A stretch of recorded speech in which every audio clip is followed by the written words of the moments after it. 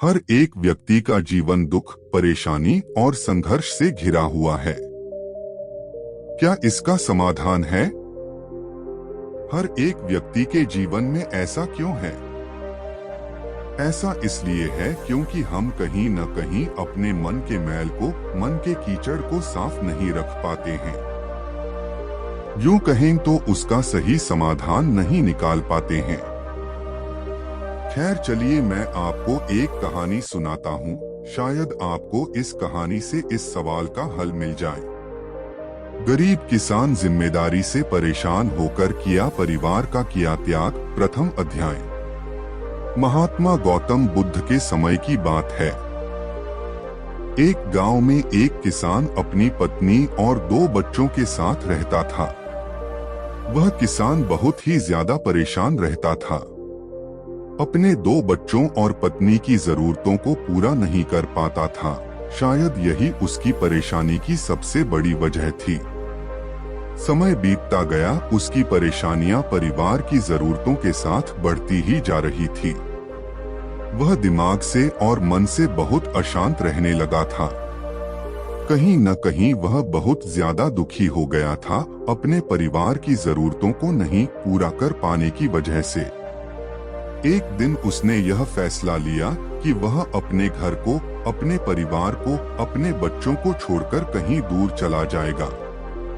अंततः वह मनहूस दिन और काली रात आ गई जिस दिन वह अपने परिवार को, अपने बच्चों को, अपनी पत्नी को छोड़कर घर से कहीं दूर चला गया। किसान और गौतम बुद्ध का मिलाप। द्वितीय अध्याय। वह किसान चलता ही गया, चलता ही गया। रात से सुबह हो गई, सुबह से फिर दोपहर, दोपहर से शाम, शाम से फिर रात, फिर सुबह हो गई। उस किसान की मन की पीड़ा इतनी ज्यादा थी कि उसके पैरों के छाले और पैरों से बह रहे खून के आगे फीके पड़ गए थे। ना भूख की चिंता, ना प्यास की चाह, बस चलता ही गया, चलता ही गया। आखिरकार जंगल में चलते चलते उसका शरीर इतना ज्यादा थक गया कि वह एक नदी के किनारे जाकर वह गिर पड़ा।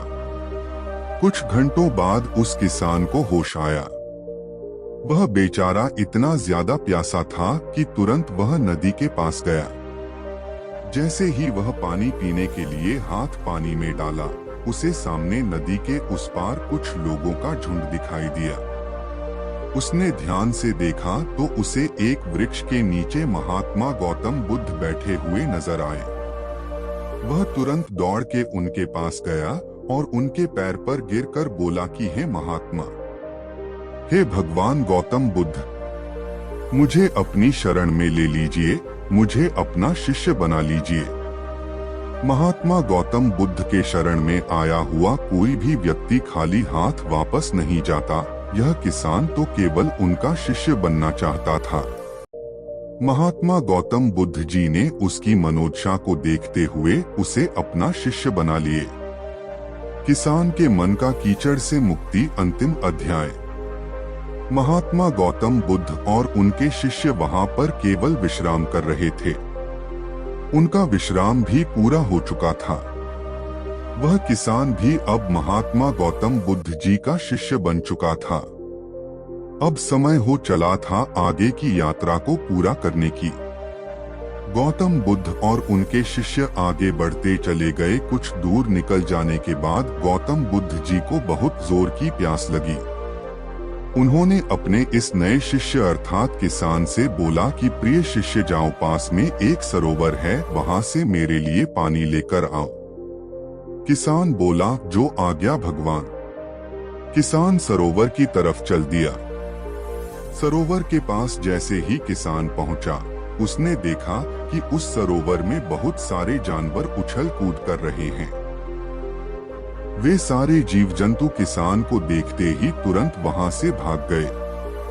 किसान बहुत ही खुश हुआ और उस सरोवर की तरफ चल दिया पानी लेने के लिए।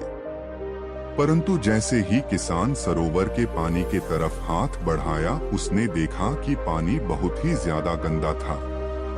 किसान निराश होकर वापस गौतम बुद्ध जी के पास आ गया।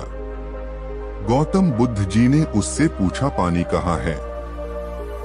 किसान ने दुखी भरे शब्दों के साथ कहा, हे भगवान, मैं जैसे ही उस सरोवर के पास पहुंचा तो मैंने देखा कि उस सरोवर में काफी सारे जीव जंतु उछल कूद कर रहे थे और उनके उछल कूद करने की वजह से उस सरोवर के जमीन के तल में बैठी हुई सारी गंदगी, सड़े हुए पत्ते उस पानी में घुल मिलकर एक कीचड़ का रूप ले लिए थे।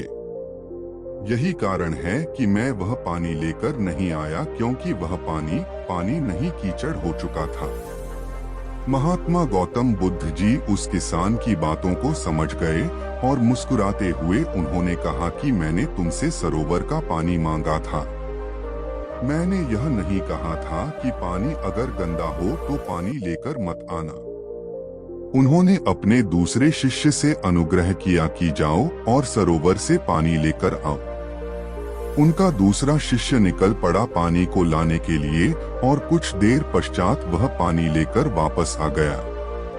आश्चर्य की बात तो यह थी कि दूसरे शिष्य द्वारा लाया हुआ पानी बिल्कुल साफ था और उससे भी बड़ी असमंजस की बात यह थी कि सारे के सारे शिष्य बड़े ही आश्चर्यचकित हो गए कि यह करिश्मा कैसे हो सकता है, क्योंकि पहले शिष्य ने तो यह बताया था कि पानी कीचड़ हो गया था।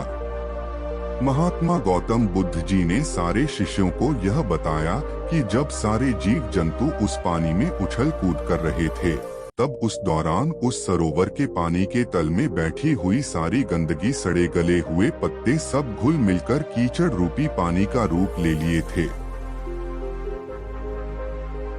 परंतु जितने समय में प्रथम शिष्य किसान वापस आया और दूसरा शिष्य वापस गया, उतने समय में उन जीव जंतुओं के भाग जाने के पश्चात उस सरोवर का पानी धीरे धीरे शांत हो गया था।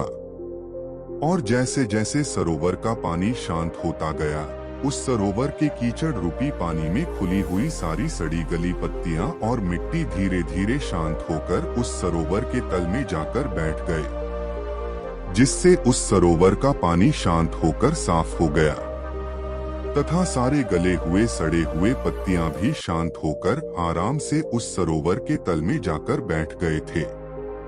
प्रिय शिष्यों, अगर उस सरोवर में किसी भी तरीके का कोई हलचल नहीं होता तो उस सरोवर की हर एक चीज जिसको जहां पर होनी चाहिए थी वह वहीं पर ही रहती। उन जीव जंतुओं के हलचल की वजह से सरोवर के तल में बैठी हुई सड़ी गली पत्तियां, मिट्टी उस शांत पानी में मिलकर एक कीचड़ का रूप ले लिए थे। ठीक इसी प्रकार से हर एक व्यक्ति के जीवन में तरह तरह की समस्याएं, परेशानियां और कठिनाइयां आती हैं, जिसके वजह से हमारे मन में हलचल सी मच जाती है।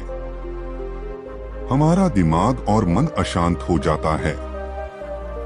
तत्पश्चात हम कोई गलत निर्णय अर्थात फैसला ले लेते हैं। परंतु अगर हम थोड़ा समय देकर उन कठिनाइयों, परेशानियों और समस्याओं के बारे में समझने की कोशिश करें तो मन की हलचल उस सरोवर की पानी की तरह शांत हो जाएगी, जिससे हम अपने जीवन में सही निर्णय का चुनाव करते हुए उसका समाधान निकाल लेंगे। किसान को महात्मा गौतम बुद्ध जी की सारी बातें बिल्कुल साफ साफ समझ में आ गई। उसे यह भी समझ में आ गया कि उसके परिवार में आई हुई सारी परेशानियां, दिक्कतें और जिम्मेदारियां भी इसी सरोवर के सड़ी गली हुई पत्तियों और मिट्टी रूपी कीचड़ की तरह ही हैं। बस जरूरत है थोड़ा समय निकालकर मन को शांत करते हुए उन परेशानियों, दिक्कतों के बारे में समझने और उसका समाधान निकालने की। मन का कीचड़ कहानी से हमने क्या सीखा? दोस्तों, समय के साथ साथ हर एक इंसान की जरूरतें बढ़ती ही जाती है।